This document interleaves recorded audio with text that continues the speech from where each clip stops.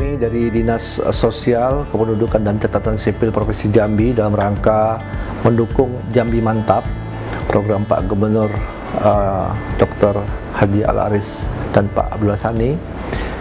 Kita masuk di dua misi ya, yaitu misi pertama dan misi kedua. Misi pertama itu kebetulan Dinas Sosial Dukcapil ini punya dua urusan. Pertama urusan sosial, yang kedua urusan Dukcapil. Untuk urusan Dukcapil itu masuk di misi pertama, yaitu memantapkan tata kelola pemerintahan. Sedangkan untuk di sosial itu masuk di misi kedua, yaitu memantapkan perekonomian daerah.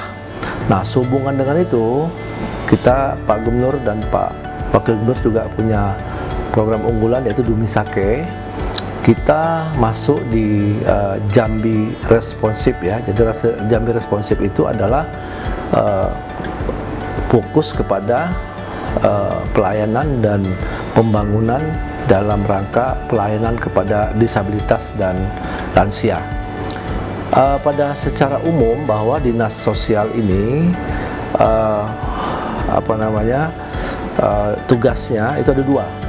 Pertama, bagaimana menguranginya jumlah penyandang masalah kesejahteraan sosial. Itu ada 26 masalah, dari anak terlantar ya, narkoba, terus suku anak dalam ya, sudah itu juga masalah lansia, masalah disabilitas, masalah HIV/AIDS, masalah kemiskinan. Itu ada 26 PMKS yang kita layani. Tetapi secara umum kita sesuai amanah undang-undang bahwa dinas sosial di provinsi ini adalah fokus kepada pelayanan dalam panti.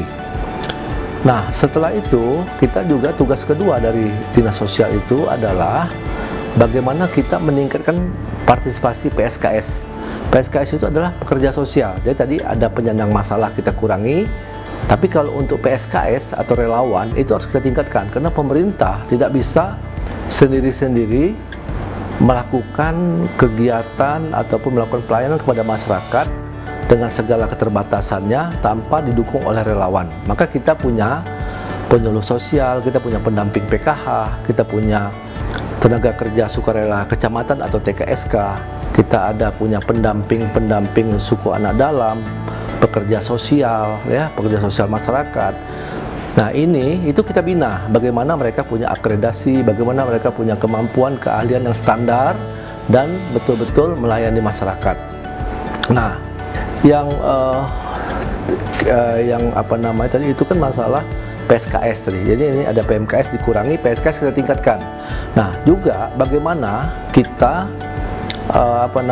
menumbuhkan rasa kesetiakawanan sosial atau jiwa gotong royong ya, jiwa peduli sesama, atau meningkatkan nilai-nilai kepahlawanan. Jadi itu ada di urusan yang kedua, yaitu tugas daripada dinas sosial yang kedua.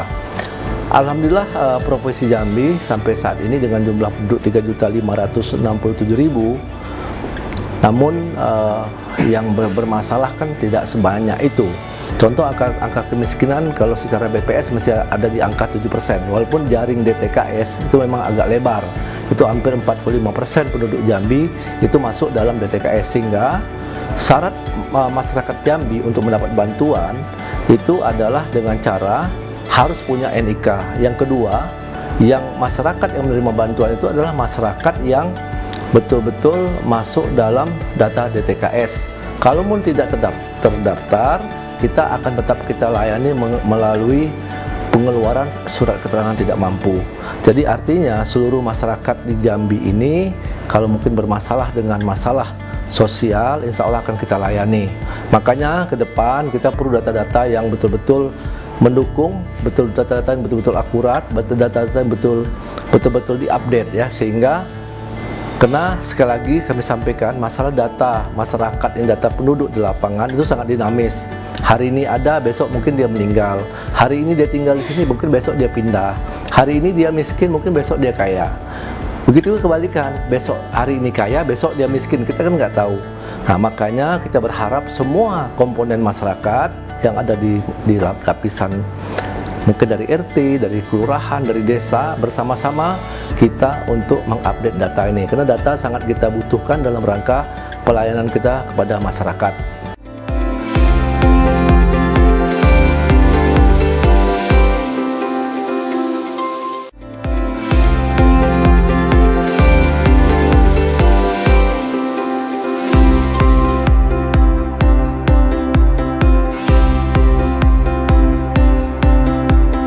Untuk refleksi di akhir tahun ini, kita alhamdulillah sekarang ini ada 4 pelayanan panti yang kita urus.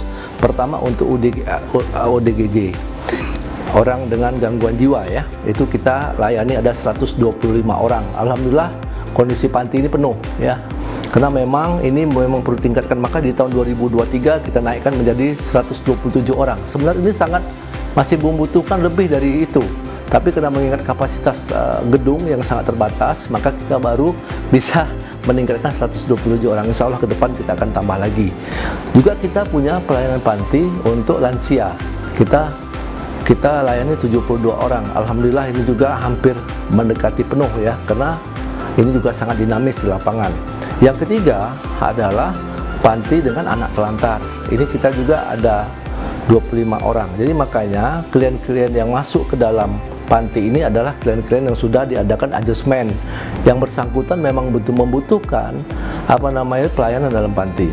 Berikut untuk pelayan panti juga, anak telantarnya ada 25 orang yang kita layani. Juga kita ada lagi melayani panti gelandang pengemis. Ini juga kita kita layani masyarakat. Kalau apabila ada gelandang pengemis kita layani, itu berjumlah kurang lebih 15-20 orang. Berikut terakhir kita juga melayani panti untuk tunasusila atau hasil tangkapan WTS, wanita tunasusila, yang kita kita bina, kita beri mereka keterampilan, kita beri mereka wawasan, sehingga insya Allah setelah dibina di panti keluar mereka menjadi yang baik-baik lah, katakan begitu. Nah, alhamdulillah di akhir tahun 2022 ini, di bawah kepemimpinan Pak Gubernur ya, Pak Haris, dengan program Dumisake Jambi Responsif, berkomitmen untuk menambah pelayanan panti. Alhamdulillah, insya Allah tanggal 1 Januari nanti kita akan meresmikan pelayanan panti disabilitas multi layanan. Artinya yang tunarungu, tunadaksa, tunagrahita itu akan kita, yang tidak mampu ya, kita adjustment, akan kita layani, kita rawat di dalam panti. Ini adalah komitmen dari Bapak Gubernur, dan insya Allah juga komitmen kita akan berusaha untuk membangun geraha lansia, tempat aktivitas lansia di Jambi, yang sekarang alhamdulillah tanahnya sudah ada, dan alhamdulillah tahun 2023 ini kita sudah anggarkan, insya Allah tanggal 1 Januari nanti kalau memungkinkan kita akan ada pertama peresmian panti disabilitas multi layanan tadi, dan kita akan melakukan peletakan batu pertama untuk pembangunan geraha lansia untuk aktivitas lansia, baik dari segi agama, dari segi kesehatan, dari segi olahraga, kesenian ya, itu akan kita upayakan ada komunitasnya. Nah, kita juga tahun ini kita akan meresmikan juga GREI untuk hasil karya disabilitas ataupun hasil karya dari binaan kita akan bentuk. Di situ ada sebangsa warung kopi atau warung-warung itu akan dikelola oleh semuanya oleh disabilitas. Mungkin juga kita akan adakan juga di situ, tempatnya udah siap ya. Jadi nanti kita akan siapkan juga kayak ada pengrajin batik dari disabilitas, kita akan tampung mereka. Juga kita akan menampung hasil-hasil kerajinan dari binaan dinas sosial, misalnya dari kelompok usaha bersama atau usaha ekonomi produktif yang selama ini kita memberi bantuan kepada mereka, itu sebesar 20 juta rupiah per kelompok usaha bersama dan sebesar 2 juta rupiah untuk usaha ekonomi produktif. Sekali lagi, ini berdasarkan proposal dari masyarakat dan kita melakukan adjustment, dan ini usaha ini harus punya embrio usaha. Yang kedua ya harus masuk dalam DTKS atau mempunyai SKTM tadi, sehingga kita bisa membantu program daripada masyarakat untuk membantu masyarakat yang mempunyai, katakanlah masuk ke dalam kategori ekonomi yang masih katakan kurang mampu. Jadi itu fokus kita di tahun 2022. Jadi artinya ada beberapa pelayanan yang kita berikan, alhamdulillah sudah dapat dirasakan, dinikmati oleh masyarakat. Ya, ini kita, dan juga kita juga melakukan juga tahun ini memberi bantuan langsung tunai akibat kena dampak kenaikan BBM. Kita juga memberi bantuan kepada 200 tukang becak ya, yang kebetulan adanya di Tungkal. Kita ada 200 orang, kita beri bantuan yang sifatnya uang tunai ya, sebesar 260.000 per bulan, dibayar 3 bulan. Jadi bulan Oktober, November, Desember, yang insya Allah hari ini akan kita salurkan. Secara garis besar intinya apa yang kami lakukan di tahun 2022 ini, capaian target, misalnya kami harus melayani misalnya orang migran itu orang yang terlantar dalam perjalanan, itu target kita tuh 600. Alhamdulillah itu juga tercapai, termasuk target-target daripada pelayanan di panti tadi. Di samping itu juga kita ada target lagi melayani bencana ya, yang tadinya kita punya target sekitar 2.000 orang, alhamdulillah kita sudah bisa melayani hampir 4.000 masyarakat yang terdampak bencana yang kita kasih bantuan. Ya, walaupun mungkin tidak maksimal, tetapi alhamdulillah kita bisa menyalurkan bantuan-bantuan bagi masyarakat yang membutuhkan, khususnya yang terdampak bencana.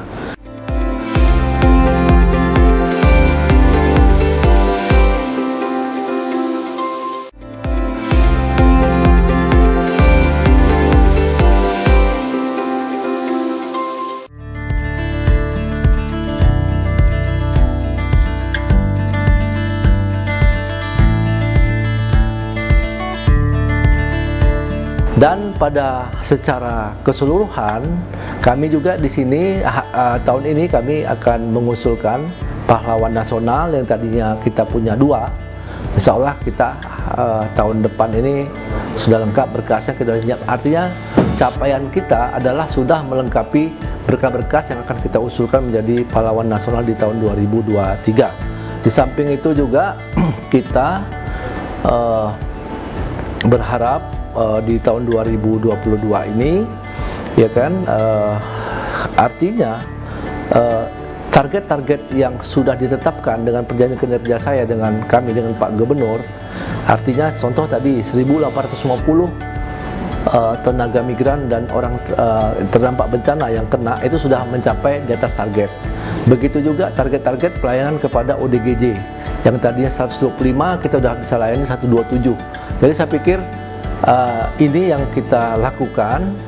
Juga kita sudah memberi bantuan juga, tadi ada KUBE, ada UEP kepada masyarakat yang kurang mampu, serta kita juga membina ya hampir 2.000 lebih PSKS tadi ya. Jadi ada pendamping PKH yang jumlahnya hampir 564 orang, ada TKS yang ada di setiap kecamatan ada 144, dan ini semua sudah kita adakan pembinaan dan perhatian kita kepada mereka, dan kita juga berharap ke depan mereka sudah punya sertifikasi yang mereka otomatis akan terakreditasi dalam melaksanakan tugasnya. Jadi itu, dan untuk Dukcapil ya, karena Dukcapil ini punya target-target nasional. Alhamdulillah untuk target perekaman 99% kita udah mencapai target.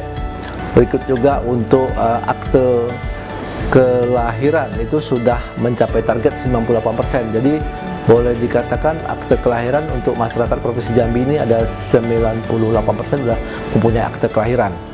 Dan yang ketiga, kita juga ada akte mungkin akte kematian ini yang mungkin belum mencapai target. Juga ada kartu identitas anak, dan kita sudah memfasilitasi hampir seluruh kabupaten kota. Mungkin dari 11 kabupaten kota ini kita targetkan mungkin ada 10 atau mungkin 11 sudah akan memiliki masing-masing kabupaten itu memiliki mesin anjungan Dukcapil mandiri. Jadi itu, dan juga kita sudah memfasilitasi dan melakukan pembinaan terhadap kabupaten kota dalam rangka pencapaian target-target nasional, baik perekaman maupun ini, dan juga insya Allah kita sudah menyiapkan dan terus berupaya dalam rangka mempersiapkan data-data penduduk, baik pemilih pemula maupun pemilih yang sudah masuk dalam daftar pemilih tetap, yang mungkin ini walaupun ini kewenangan mutlak ada di KPU, namun datanya ada dari Dukcapil. Nah, ini masih ada 100.000 lagi pemilih pemula yang belum melakukan perekaman. Ini dikarenakan usia mereka masih di bawah 17 tahun. Jadi harapan kita pada kesempatan ini mohon kepada seluruh masyarakat untuk lebih disiplin dalam rangka melengkapi administrasi kependudukan yang dia miliki, baik KTP, KK, akte kelahiran, akte kematian, kartu identitas anak, ya kan, dan surat pindah, ya, supaya segera mengurus administrasi kependudukannya, sehingga akan memudahkan pemerintah dalam rangka mempersiapkan bansos untuk melaksanakan pilkada, ya, baik pilkada maupun pileg pilpres yang insya Allah akan kita laksanakan di tahun 2024. Sekali lagi juga pada kesempatan ini saya mengucapkan terima kasih karena sekali lagi untuk Dukcapil ini yang mengeksekusi di lapangan itu adalah kabupaten kota. Provinsi hanya melakukan pembinaan, koordinasi dan memfasilitasi kebutuhan daripada Dukcapil kabupaten kota. Jadi mereka, saya terima kasih sudah melakukan jemput bola, kerja di hari libur, dan mereka punya ke jemput bola ke sekolah-sekolah kemana, sehingga target perekaman, target-target yang ditetapkan oleh pemerintah pusat insya Allah akan bisa tercapai. Jadi insya Allah alhamdulillah untuk Dukcapil kita target-target nasional sudah tercapai semua di tahun 2022. Namun kita ada PR, masih ada hampir 100.000 lagi, 68.000 kalau nggak salah, yang belum terekam. Nah, ini tugas kita semua. Maklum ya, mereka belum mencapai umur, jadi kita masih perlu istilahnya itu koordinasi komunikasi dengan semua pihak sehingga mereka bisa mendapatkan KTP pada saat sebelum pada pemilihan 2024. Mungkin itu dulu yang dapat saya sampaikan. Intinya alhamdulillah Dinas Sosial Dukcapil Provinsi Jambi sudah bisa melayani masyarakat, ya, baik dari pelayanan panti, baik dari segi bantuan-bantuan sosial, dan walaupun mungkin di sana sini masih kekurangan, mohon kami diberi masukan dan diberi saran pendapat, maka kami ada kotak saran. Dan alhamdulillah kita juga mendapat penghargaan. Kita adalah OPD yang menunjuk informatif oleh KPID, dan juga kita masuk di dalam ombudsman penghargaan. Kita termasuk OPD yang istilahnya 3 besar kalau nggak salah, baik KPID yang informasi kita cukup transparan, terbuka, dan suka mengakses di media sosial. Berikut untuk ombudsman kita alhamdulillah mendapat penghargaan juga dalam rangka pelayanan publik. Kita mendapat salah satu OPD yang mendapat apresiasi dari ombudsman, ya. Mungkin itu dulu yang dapat kami sampaikan. Memang kami memaklumi dengan segala keterbatasan, dengan segala kekurangan yang kami miliki, kami belum bisa memuaskan semua masyarakat, tapi insya Allah bismillah kami akan berusaha semaksimal kami untuk memenuhi. Makanya perlu masukan, perlu saran pendapat, perlu kritik yang membangun untuk dalam rangka pelayanan bidang sosial dan bidang Dukcapil, urusan sosial Dukcapil untuk Provinsi Jambi ke depan lebih baik lagi. Mungkin itu, terima kasih atas perhatiannya. Lebih kurang minta maaf. Wabillahi taufiq wal hidayah. Wassalamualaikum warahmatullahi wabarakatuh.